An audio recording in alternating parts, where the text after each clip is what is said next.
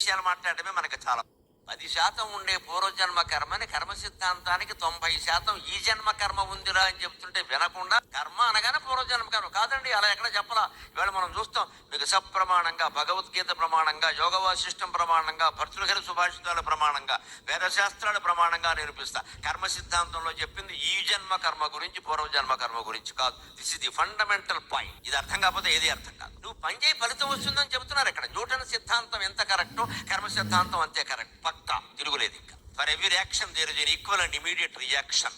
Newton's third law. ప్రతి చర్యకి ఖచ్చితంగా ప్రతిచర్య ఉంటుంది. ఎంత వెంటనే ఉంటుంది అంటే ఈ పని నువ్వు ఎలా చేసావో దాన్ని బట్టి. అంటే మరి ప్రస్తుత కర్మ గురించే పూర్వజన్మ కర్మ గురించే. అసలు మనకి పెద్ద జబ్బు ఏమిటంటే కనపడే విషయాల కంటే మనకి తెలియని విషయాలు మాట్లాడటమే మనకి చాలా. 10% ఉండే పూర్వజన్మ కర్మని కర్మ సిద్ధాంతానికి 90% ఈ జన్మ కర్మ ఉందిరా అని చెప్తుంటే వినకుండా కర్మ అనగానే పూర్వజన్మ కర్మ కాదండి, అలా ఎక్కడ చెప్పలా.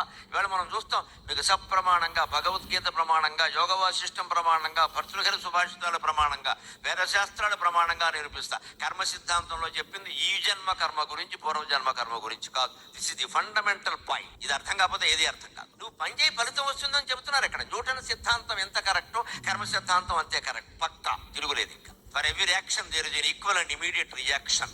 Newton's third law. ప్రతి చర్యకి ఖచ్చితంగా ప్రతిచర్య ఉంటుంది. ఎంత వెంటనే ఉంటుంది అంటే ఈ పని నువ్వు ఎలా చేసి